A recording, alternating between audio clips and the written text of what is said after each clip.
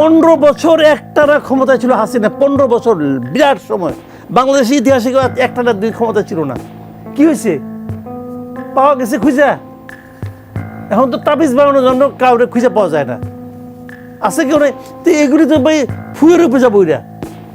এই দেশের মানুষ মাথায় তুলতেও আপনাকে সময় নেবে না, মাথার থেকে পায়ের নিচে নামাইতেও সময় নেবে না। এই হলো বাঙালি জাতি। যতক্ষণ আপনি আমার কাজটা করবেন, যতক্ষণ আপনাদের উপকারটা পাবো, ততক্ষণ আপনি আমার পীর মানবো। যেই মুহূর্তে দেখবো যে আপনাদের আমার কাজ হচ্ছে না, আপনাকে আমি কেন ভালোবাসবো? ভালোবাসা একতরফা হয় না।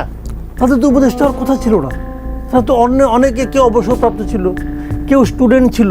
স্টুডেন্ট হিসেবে তারা হয়তো একটা চাকরি অ্যাপ্লিকেশন লিখতো, এই তো করতো। তাদেরকে আপনি বানাই দিয়েছেন উপদেশটা। মাথায় খারাপ হয়ে গেছে, জাস্ট মাথা খারাপ হয়ে গেছে। তারা কি জানে তারা কি দায়িত্ব নিয়ে আসছে? তারা কি জানে যে এই পদটা তার জন্য কোনো প্রাইজ পোস্টিং নয়, এটা কি দায়িত্ব? যদি জানতো, ওই যে ভদ্রমহিলা ফোন করলেন গাজীপুর থেকে, যে উনি হেলিকপ্টারে দিয়ে যান কিভাবে?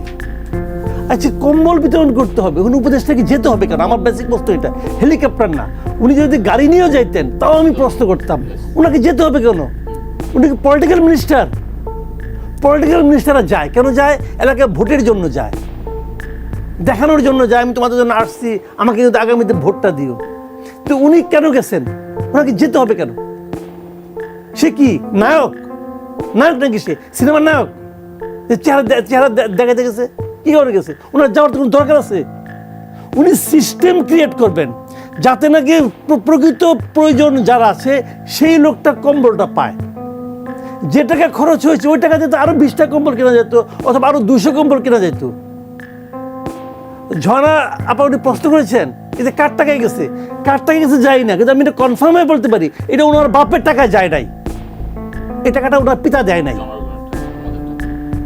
এটা কার টাকা যায় না, তবে ওখানে আমার ধারণা ওনারও কিছু টাকা আছে, আমারও কিছু টাকা আছে, কারণ ট্যাক্সটা আমিও দিই।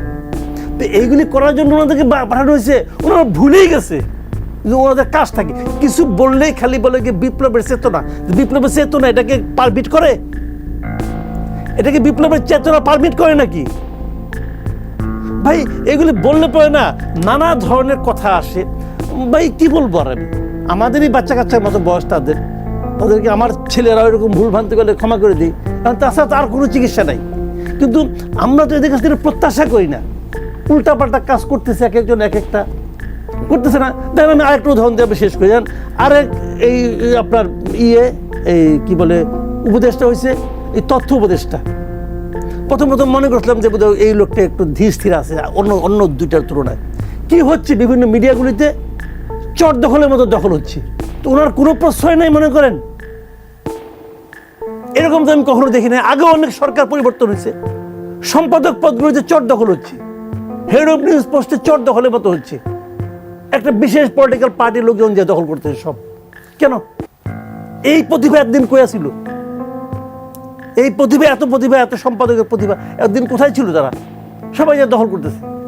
এগুলি কি কারণে হতে দিচ্ছে? সরকার দিচ্ছে তো, তাদেরকে নিয়ে মিটিং করেছে, অমুক করেছে, তমুক করেছে, বলবে এটা তো আমরা বলি নাই, এটা তো অমুক বলেছে। ভাই কিভাবে কি হচ্ছে এটা তো আমরা জানি কিছু, তো 2 দিন পরে দেখবেন কি হয়। এটা তো শেষ আছে, এমন তো না অন্তহীন সময়ের জন্য আপনি এখানে আসছেন। যখন এই সময়টা শেষ হবে তখন কি হবে? কেউ কি ভাবে একবার? সরকার জানে যে এই লোকটা আমার বিরোধিতা করছে, তো ওকে আমি কিভাবে থামাবো? থামানোর কয়েকটা পদ্ধতি আছে। একটা হলো এটাকে যুক্তি দিয়ে বোঝানো, তোমার বিরোধিতা ঠিক না, তুমি আসলে ভুল করছো, বোঝানো। আরেকটা হলো আমি বোঝানোর কোনো গেলাম, ধার ধারলাম না, আপনাকে ধরে আনলাম, মেরে ফেললাম। এবং আমি জানি আমি সরকার প্রধান, আমি মারলে আমার কেউ প্রশ্ন করতে পারবে না, আমার কোনো আইন আদালতের সামনে দাঁড়াতে হবে না, কেউ আমাকে জিজ্ঞাসা পর্যন্ত করতে পারবে না, তো আমি মারবো না কেন? আমি মারবো।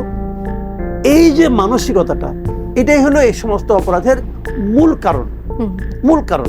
রাষ্ট্র যখন তো তাকে হেল্প করে, যে গুমগুলি হয়েছে, ধরেন আমি যদি ধরে নিই হাসিনার আমলে হয়েছে বেসিক্যালি এই মানে অদ্ভুত একটা এবং ভয়ঙ্কর এবং মানে আপনার কি বলবো এটাকে, আপনি এই ধরনের একটা পদ্ধতি, এটা ওনার মাথার থেকে বেরিয়েছিল, এই ভদ্রমহিলার মাথার থেকে।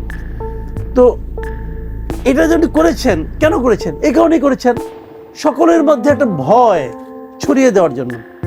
কালকে একটা লোক তার বিরুদ্ধে মিছিল করলো, পরশু দিন দেখা গেলো শেয়ার নাই, সে কোথায় গেলো কেউ জানে না, বাসার থেকে ধরে নিয়ে গেছে, কিন্তু বাসায় ধরে নিয়ে যাওয়ার সময় বলছে আমি ডিবি নিয়ে গেলাম, বলছে আমি র্যাব নিয়ে যাচ্ছি, আমার র্যাবের লোক আমি নিয়ে যাচ্ছি।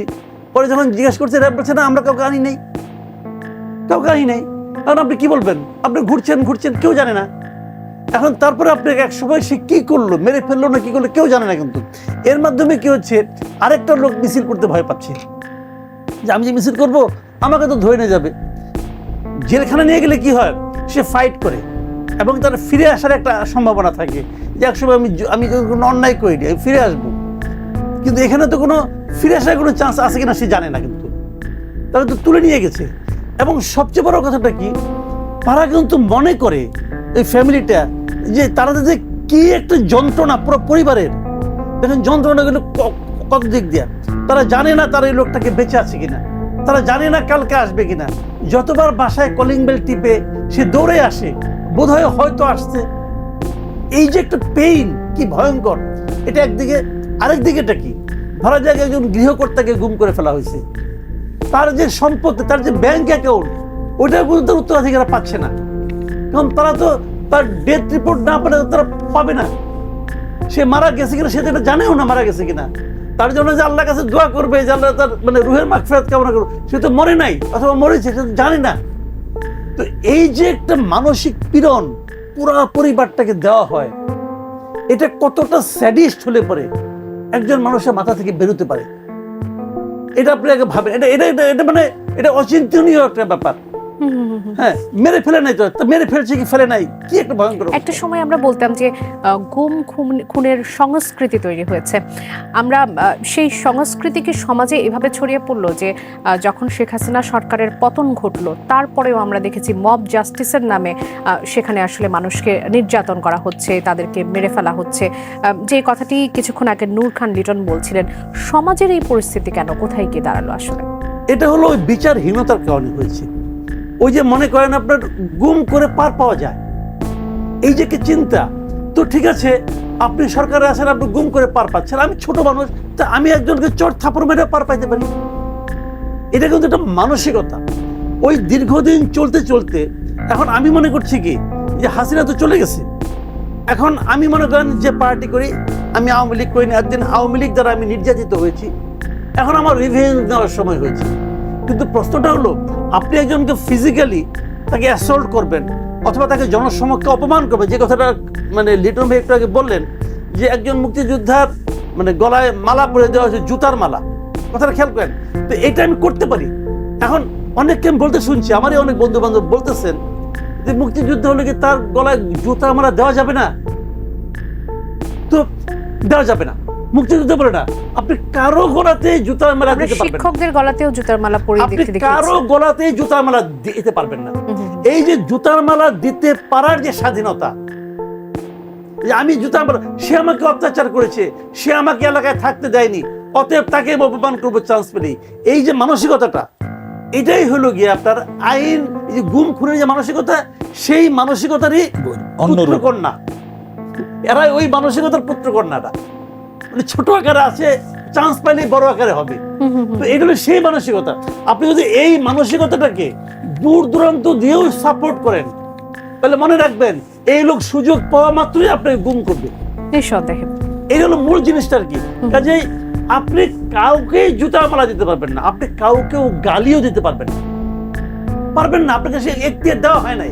আপনি যদি মনে করেন আমার এক্সিস্টেন্স আপনার জন্য হুমকির কারণ, আপনি আইনের কাছে যান, আপনি আদালতে যান। এখন আপনি বলবেন যে আদালতে গেলে পুলিশে ঘুষ খায়, অমুক খায়, তমুক, তাহলে পুলিশের বিরুদ্ধে যান। আমি তো একটা আইনের একটা সমাজ চাই, রুল অফ ল তো থাকতে হবে ভাই। এটা যতক্ষণ পর্যন্ত না হবে, আপনি যখন নিজে আইন তুলে না ওটাকে জাস্টিফাই করার চেষ্টা করবেন নানা অজুহাতে, তখন বুঝতে হবে আপনার মধ্যে সেই সমস্যাটা আছে। আমি এক্ষেত্রে আরেকটা জায়গায় বলি আপনাকে, দেখেন এটা কেন হচ্ছে, আমি একটু সরকারের সমালোচনা করব। এগুলি না, ওই যে একটা কথা বলা হয়েছিল না যে রিসেট বাটন টিপে দেওয়া হয়েছে, এটা হলো রিসেট বাটনের একটা পার্শ্ব প্রতিক্রিয়া। সেজন্যই কি আসলে কোনো ধরনের অ্যাকশন নেওয়া হয়নি, বা সেটারই পার্শ্ব প্রতিক্রিয়া। তার মানে টিপে দেওয়া যায়, কোন পর্যন্ত টেপা যায়। মুক্তিযুদ্ধকে এখন রিসেট বাটন মনে করে টিপার চেষ্টা, টিপাটাপি চলছে। কোনো কোনো উপদেষ্টা এর ছবি নামায়, তার ছবি নামায়, মানি না বলে, সংবিধানের আলোকে শপথ নেয়, নিয়েই বলে এই সংবিধান মানি না। তো শপথ নিলে কেন বাবা, চেয়ারে বসার জন্য। এইগুলি ঠিক না। আপনার মধ্যে হিপোক্রেসি থাকা চলবে না। আপনি যেটা বলবেন সেটা আপনি করবেন।